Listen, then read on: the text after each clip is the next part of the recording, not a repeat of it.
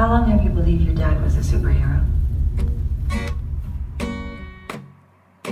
Sarah Paulson has a 3-leaf clover tattoo, which means she's part of an ancient organization that's been hiding evidence of superheroes from humanity for like 10,000 years or something. This is...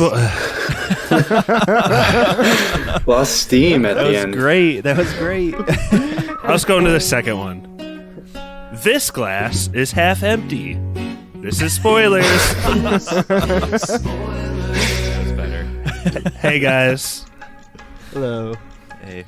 So I want to put all the spoilers up front here. As Mikey and I were walking out of this movie, we watched it together in Elkhart, Indiana. We didn't say much. The only thing I can remember being said was Mikey said, "Well, that was dumb." Mikey you're from Elkhart too, like I am. Was there anything redeeming as you thought on this movie the last 12 or so hours? No, because I was hoping that it was at least going to wrap up this trilogy, but I feel like they just left it open to make more movies at the end, which I'm sure we're going to talk about. But I was hoping it would be wrapped up nicely. I mean, the characters die, but I still felt like they're milking it. I didn't like this movie. Jordan, I know that you've seen unwatchable shit, and now you've seen ass. Sorry, I got jokes rolled up my sleeve for this one, dog. He's been workshopping these all week. Don't worry. Jordan, did you talked? You had to like talk your girlfriend into seeing this movie. How'd that go? I did have to talk her into it. We saw Split. Was it just last year or a year and a half ago when it came out? 2 years. Has it been 2 years? Damn, time flies. She had never seen Unbreakable, though, so I kind of had to explain some backstory before we went in. And I had a similar experience on the way out of the theater, too. We kind of just walked in silence, and it was like, what was the point of all that? And speaking of time flying, I think the Split episode was like episode 47. Pappy, creator of spoilers. You hated Split. I did. How are you doing on Glass? I had a lot of fun with Glass. I don't know what everyone's talking about. I walked out of that movie and I literally thought, wow, this is going to be preserved. That's crazy. And then, who are you? Mikey said in the group thread, there are so many better things I could have been doing with my time. It's like, sorry for disrupting your cancer research, Mikey. Sorry. Well, there's also a blizzard here, so it's like a nightmare to drive, and you end up driving to go watch a crappy movie. You feel terrible about it at the end of the movie. It just, I don't know. I thought they were going to wrap this thing up, and then it turns out all the characters die. They wrap it up. But even Samuel L. Jackson's like, this is just an origin story. For like waxing on poetic for like the last 5 minutes while his rib cage is crushed about this is just the beginning. I don't know. Well, let's get into the movie here. We'll get to all of this. I have this movie broken down into 4 basic parts, and I think the beginning is the setup. The James McAvoy Split part of the setup is it's established that he has 4 cheerleaders like locked in a warehouse. Keep bringing him sacred food and nothing's happening. The beast, he's shown himself twice to the masses of the broken, and they're not believing. There's no revolution. This seems like something that Tarantino should try to accomplish. This doesn't seem like, I don't know, a Split full of torturous parts like this that are like on the verge of getting gruesome. Yeah, and that's one of the parts, Jordan, we didn't like. Remember, we thought it was like kind of like over-sexualizing those characters at the time. Playing the greatest hits, man. Wow. But he's like eating these people, right? He's not doing any weird stuff. That was like what the Beast was doing. He was eating people. Yeah, I guess so. But they still got captured in their cheerleading uniforms, so it's a little bit fetishized. What sequence of events led to that? That's just as aesthetic. In Split, I think there was a lot of like torn clothing and stuff involved with these like teen abducted people. It was just weird. So that's his setup in a nutshell. Pappy, why don't you hit up Bruce Willis's setup. So this would be going back to the main character from Unbreakable. Yeah, so apparently he's the overseer now, which is a pretty dumb nickname. I'll admit that, but he is, I like it. I actually do like it. He's kind of become like this internet cult legend where there's like some articles about him, but he basically kind of is your friendly neighborhood Unbreakable man. And he, what does he do? I guess he like fucks up two kids who like pushed over an old man or something. What did they do? I don't even remember what they did. They sucker punched a guy like carrying groceries and like beat the crap out of him and uploaded this is gonna get it so to many YouTube or views. something. Yeah. Jump punch. Yeah. I can only assume Bruce Willis beat these teens down mercilessly, but that's kind of what he's been up to, and also I guess kind of searching for these missing girls. Is this kind of like M. Night's like reaching out to the young generation with these dudes like trying to go viral with a little video camera? Like, I don't know who even uses a little video camera. I don't know. It's no 8th grade, that's for sure. It felt very shoehorned in for the fellow kids. But we needed to see that Bruce Willis is catching bad guys and whipping their ass, I think is the main point here. What do you guys think about the kid, too? They brought back the kid. He's a pretty terrible actor. Oh, he's awful. Great. He's basically Bruce Willis's Robin, and is like at the back computer triangulating stuff, and he's like searching the area for where these missing cheerleaders could possibly be, and he ends up finding them or whatever, and then not sending his dad out there, just like telling his dad the kind of area where they're at. We see these castings every once in a while where, like Leia, where years later they're cast kind of because they were that person and they can't be replaced. So like that's kind of what the kid is in this. Could have got anybody. Nobody would have remembered that kid's face. They made a big point of it too. One of the big things that stuck with me in the whole movie was how long that first shot is where they show him. And with all the flashbacks too, like they're really driving it home. Like, this is the same guy. There's flashbacks, and then he says dad way too many times while they're at the back computer, like just to make sure that you know that this is his son. He looks just like Todd Howard, CEO of Bethesda, and I thought for sure the twist was going to be it was like a version of Skyrim the whole time that we were actually watching. And this movie is named after Samuel Jackson's character Glass, but I don't feel like he has much of an intro. Can you guys remember? Was there any sort of setup to him? I think it's just him in the mental ward. It's his intro is that picture you keep posting of just him cockeyed, his head cocked, just staring blankly into the screen. Sedated out. Yeah. Yeah, that basically describes his character for the first third of the movie, I would say. That's the setup. Before we get into where all three are admitted to the psych ward, Jordan, do you want to quickly wrap up how they all got in there? Because it's kind of dramatic, right? Yeah, so Glass is already there, and I'm not sure exactly how. I'm guessing he got caught after the first movie. But David Dunn, the overseer, bumps into James McAvoy, whatever personality he is at the time, just on the street, and he sees that he's keeping these girls in an abandoned warehouse or factory, and so they go and they fight a little bit. Some pretty terrible fight scenes here, and then they finally fall out of a window and they're about to go at it again, and there's huge flashing lights, and this is the intro to, I think, the doctor and the police force that she's controlling, or she just, I don't know, but she flashes this huge light and it makes James McAvoy's personality onto the next one, I guess. On to the next one. You didn't like the fight itself though, Jordan? I was talking about this with Kirsten on the way out too. A lot of the shots are, so that fight scene, a big part of it is that the Beast tries to grab David from behind and choke his lungs to death. I don't know. He's trying to squeeze him, and the main camera shot is just from Bruce Willis's stomach staring up at his face. He's and it doesn't It's really like that do it picture for of me. Jay-Z with the huge nostrils. Exactly, yeah. And it's just like him like trying to get squeezed and trying to get out of it, and they just crash out of a window. It just doesn't seem like That shot is a callback from The Village. I don't know if you remember when Adrian Brody was like stabbed. It's like that same sort of. I think he's really trying to sell you on the overseer is about to die here.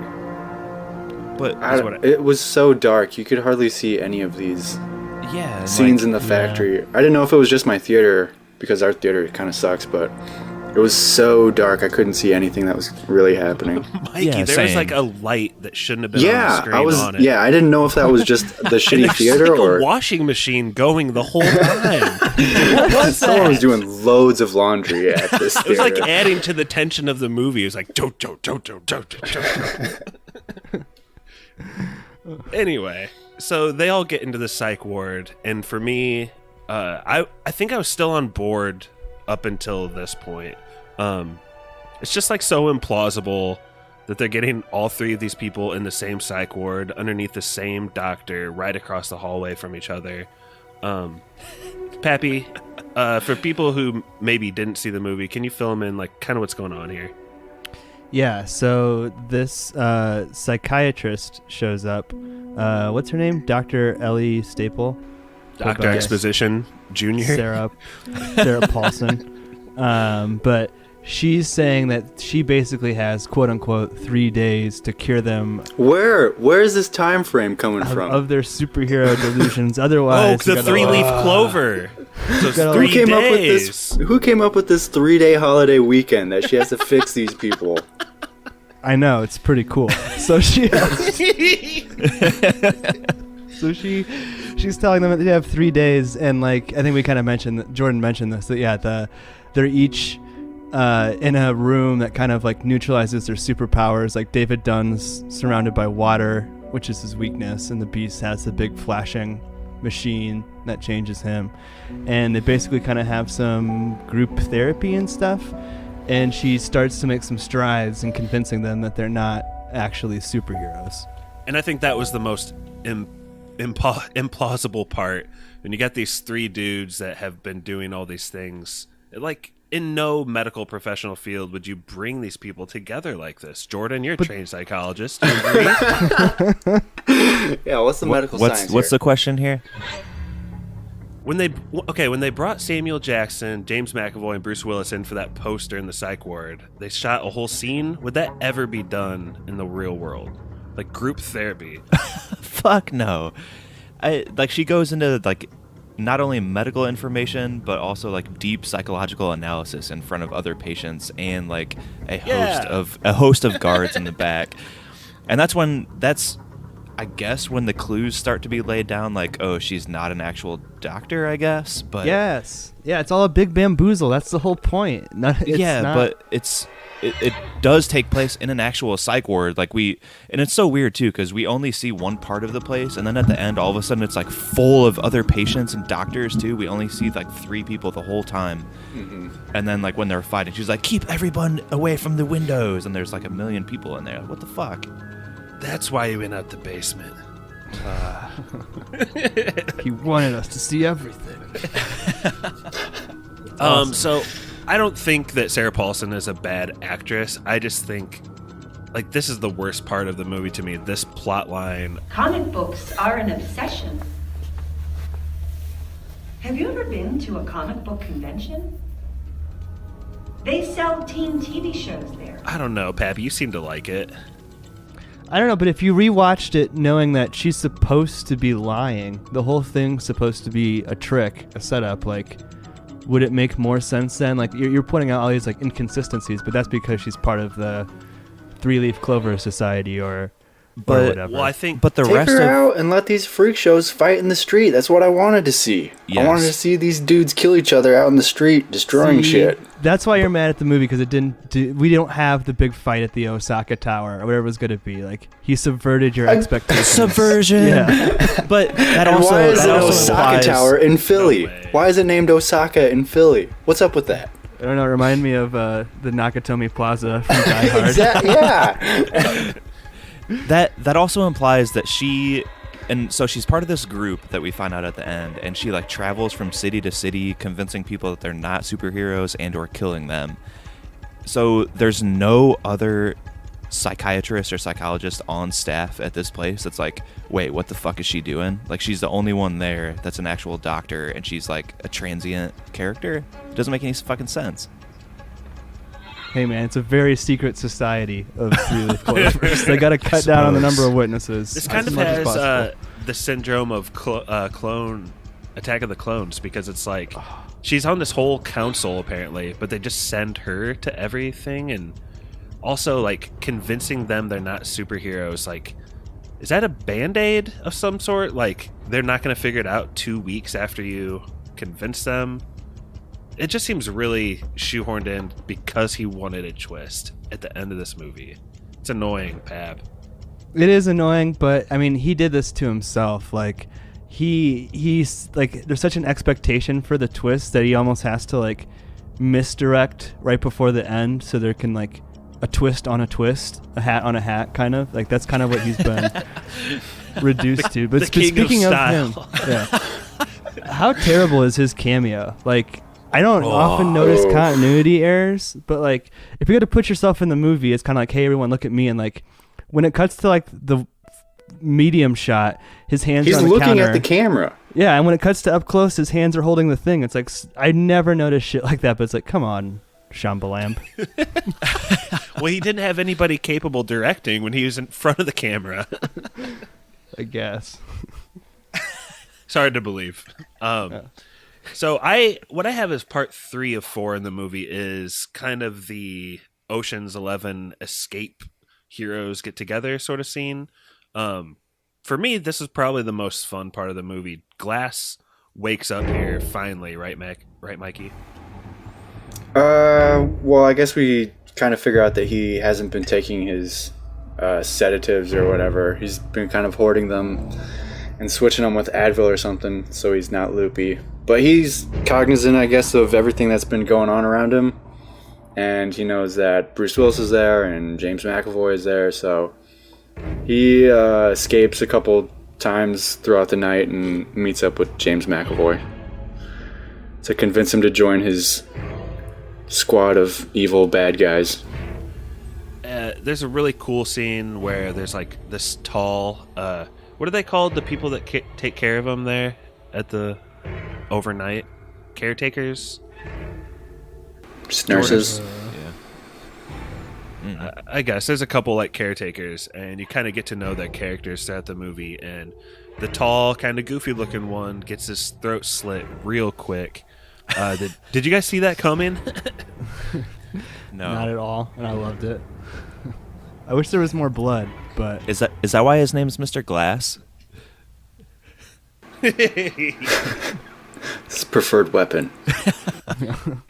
What is I didn't get the comment he made, like it took you a long time to bring the right one, or what was that about? He said to find the perfect piece or something. I assumed it was like a piece of broken glass. Yeah, I don't know. With? Yeah. It's a pretty big piece of glass. It would have been easy to find. Well, one of the things that Sarah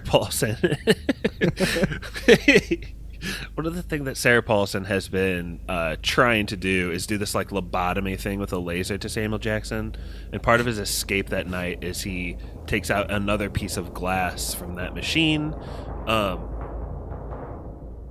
I don't know, I kind of like this part where he's like tricking everybody, and you even as an audience member start to think like, oh, Samuel Jackson's role in this is just to play brain dead. I didn't know if he was ever going to move.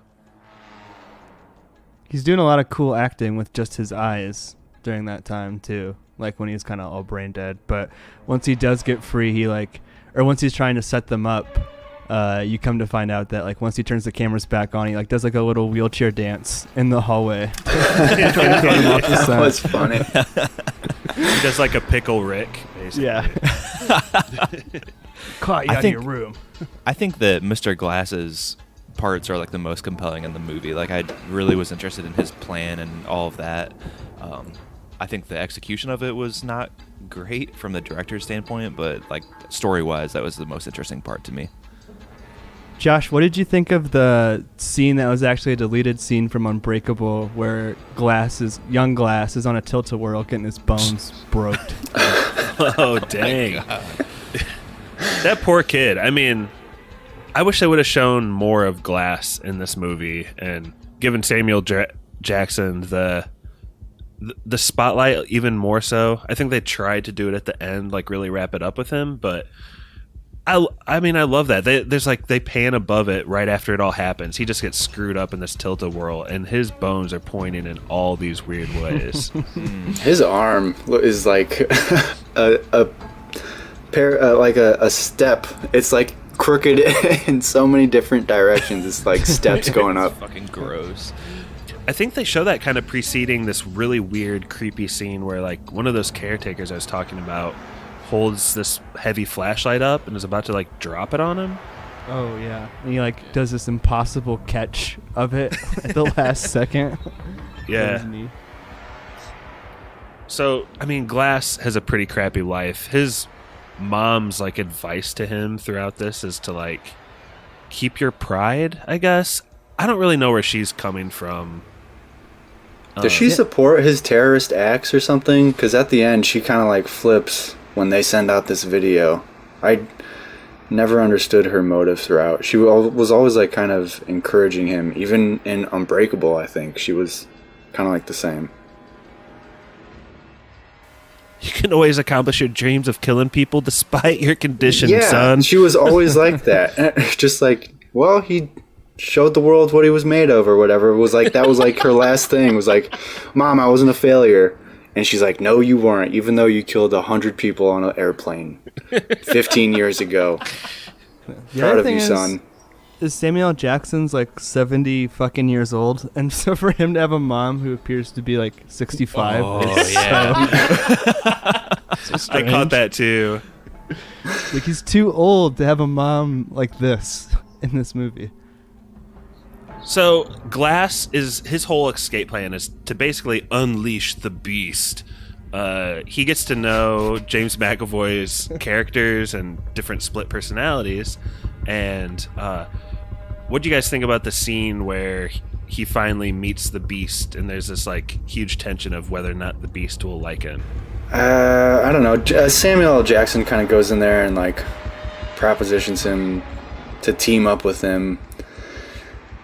I just don't understand what James McAvoy's endgame is, so I don't know why he's teaming up with Mr. Glass. I guess it's just to escape, but they're gonna team up and. Well, Glass convinces him like, your thing as the beast is supposed to protect me too, or. Yeah, but I don't get it. What Mr. Glass tells them is that they're gonna go to this Osaka Tower and just, I guess, fuck shit up there. I don't know, just like rampage in the lobby. They weren't exactly clear on the Get plan. famous. Yeah, yeah. And so that was their plan to escape there. But I guess Mr. Glass's real motive was to end things in the parking lot. I don't know. That's what he says is his end game there. But yeah, Mr. Glass just tries to convince James McAvoy that they team up and kind of just take over the world, I guess, or try to take over the world. Pinky and the Brain style. Do you think the Beast had a suicide mission in mind? Is that basically what him and Glass are doing here? I never knew what the Beast was doing, I guess. Is he just going around eating people one by one? That's going to take forever. Doesn't he's like on the verge, or the Horde is on the, like, almost going to lose control, isn't it? Like, they're starting to not believe in the Beast, so the whole thing was like, we got to show them that we actually are a superhero, I think, was his motivation.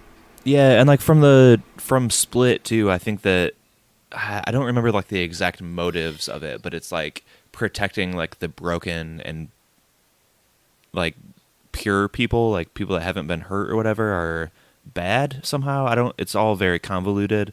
And so I think that when he sees that Glass is like suffered or whatever, that's what allows him to like team up with him. That's the in movie logic. I fucking hate it, but I'd sort of get it, I guess. Yeah. No real set out plan. Yeah.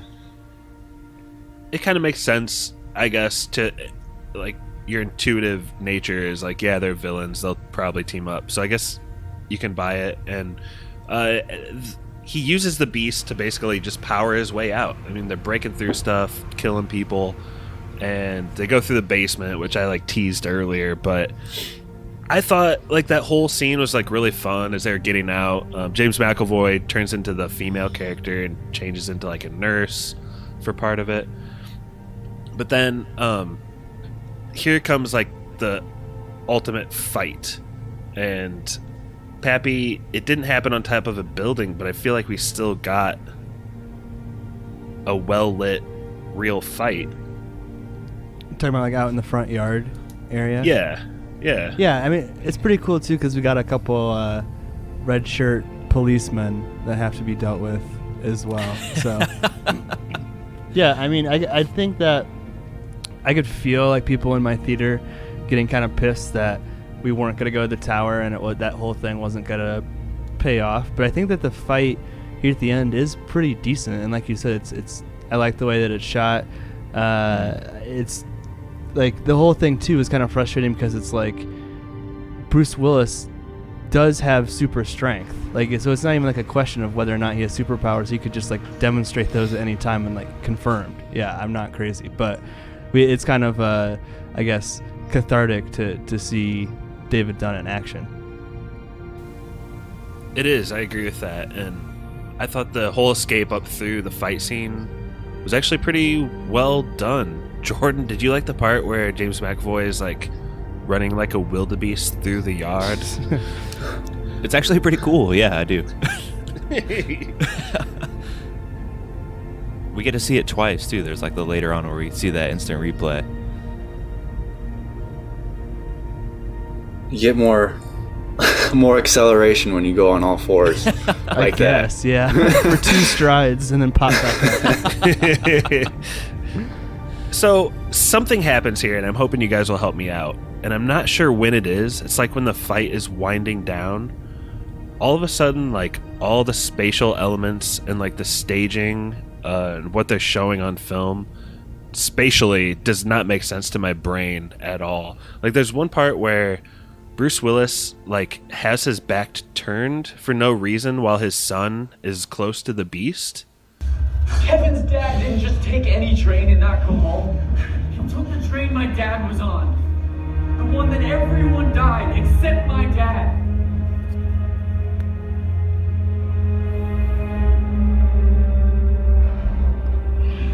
That's the key to who you are. Mr. Glass killed Kevin's dad.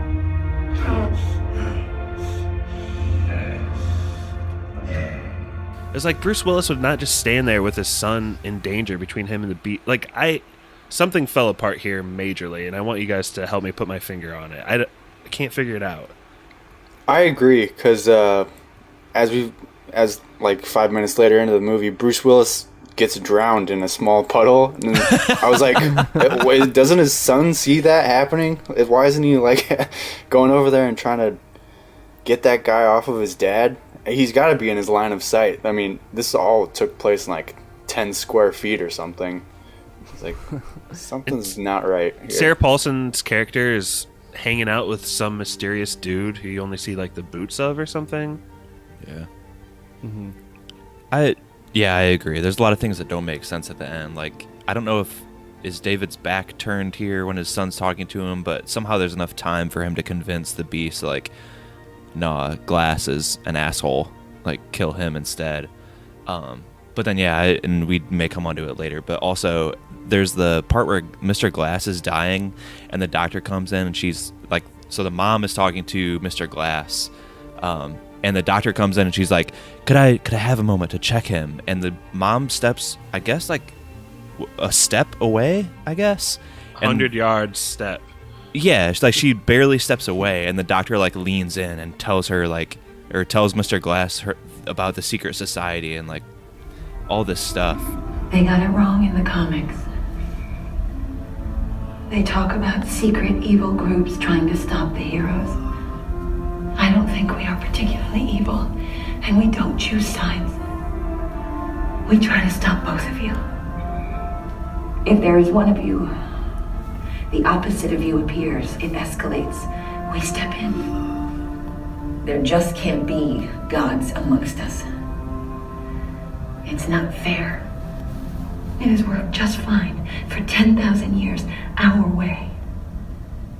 Take consolation in the fact that you were right about your theory. Be at peace. And then the mom steps right back in frame as soon as she's done talking and like, wait, you didn't hear all those things? There's one part where the SWAT and police are coming, and everyone's completely ignoring Mr. Glass in his wheelchair, in his villain garb. Like he's just freely wheeling around still. I love his suit. He's dressed like Prince. It's so good. Hey man, Shyamalan's a master. What can I say? Where'd he get the MG bling too? When he gets his rib cage just blasted, I cracked up so hard because he like falls out of his wheelchair and breaks both of his legs when he hops out of his wheelchair. It's hilarious. Mikey and I definitely looked at each other and chuckled during that part. It is a pretty small town, I guess, Philadelphia, that Split's, what was it, Split's dad is on the same train that killed David Dunn's parents. Is that the whole thing? Split's dad. Isn't that a thing? Yeah. James McAvoy's dad died on the same train that Bruce Willis survived on, which was derailed by Mr. Glass, so they're all kind of connected in some way.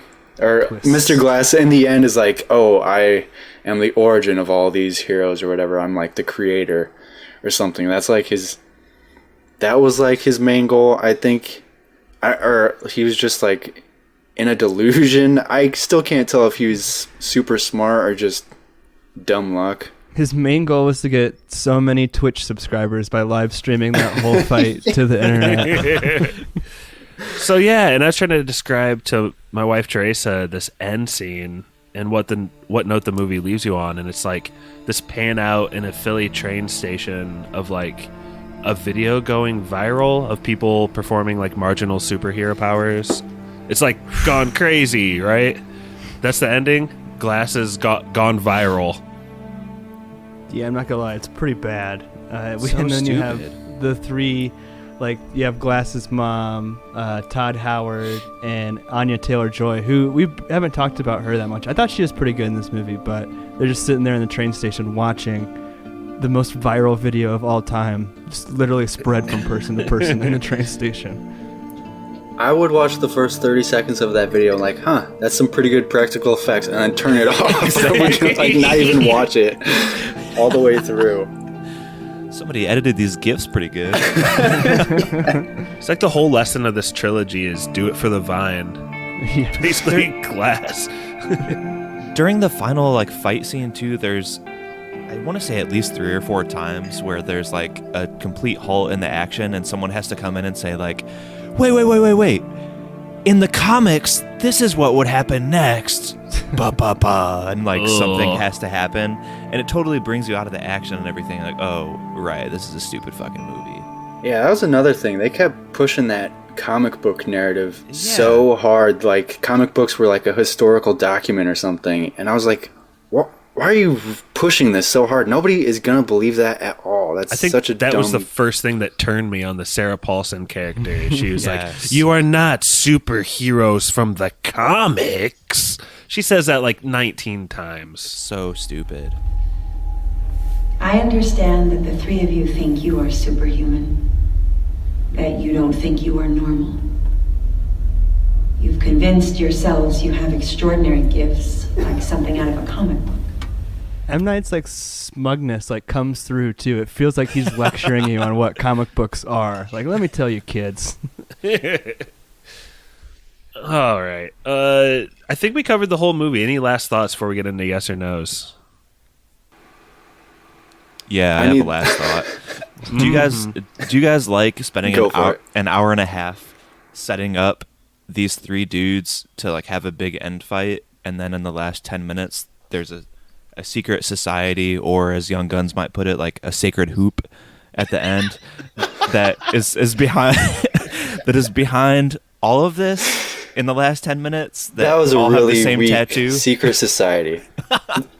a secret society, as in they just all hang out at the same bistro/bar. The meetings start once that the last customer leaves, and they just pull the curtains. That's exactly what I told Josh. And I was everyone like, goes exactly silent at the same time. Like, Yeah. oh.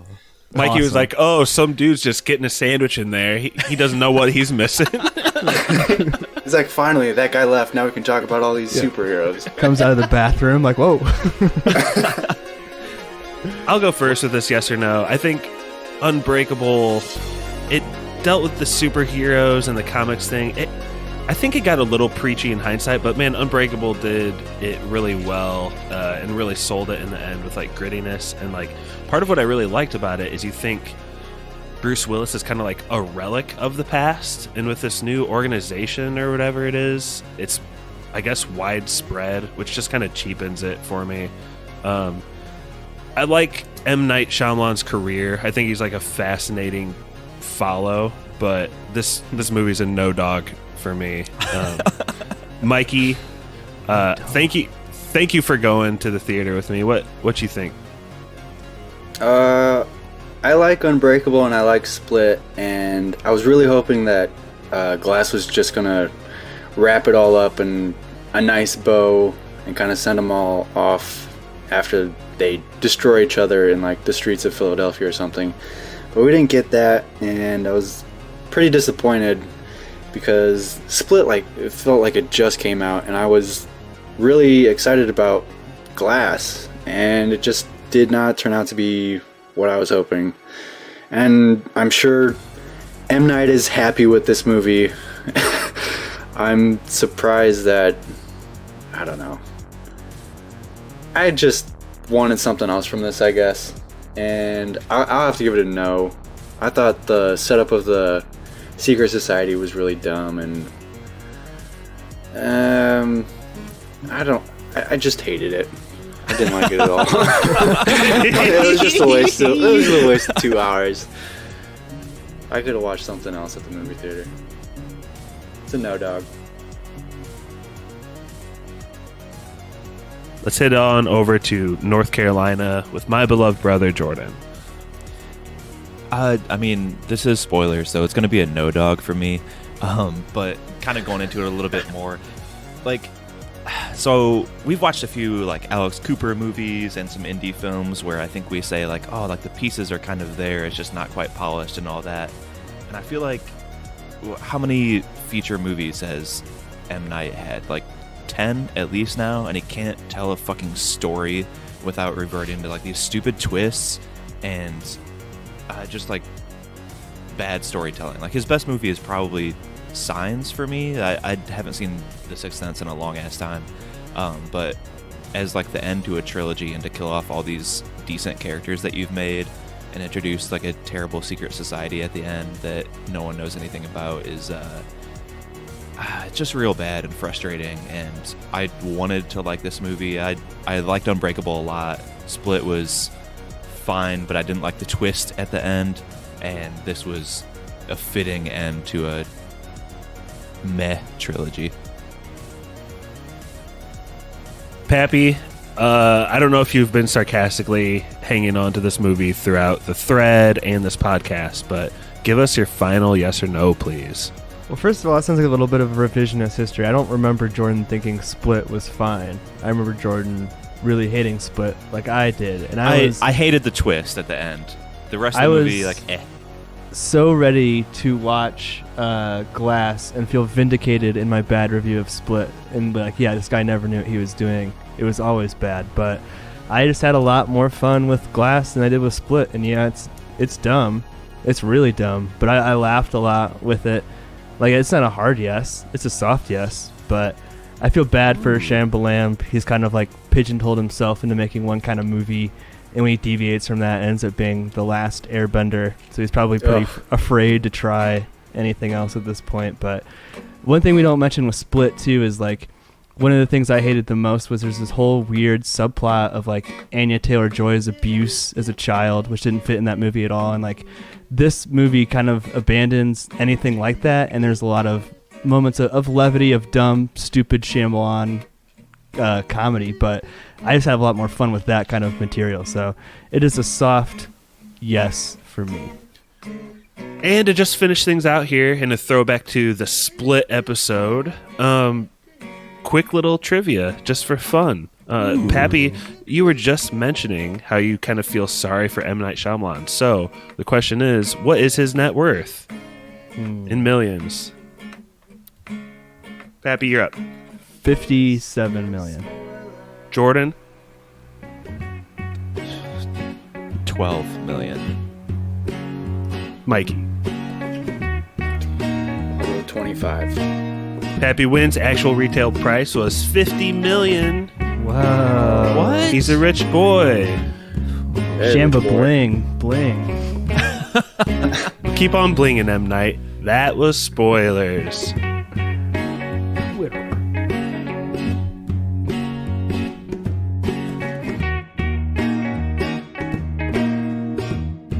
That was Spoilers. Please support this podcast by leaving us an iTunes review. That was Spoilers.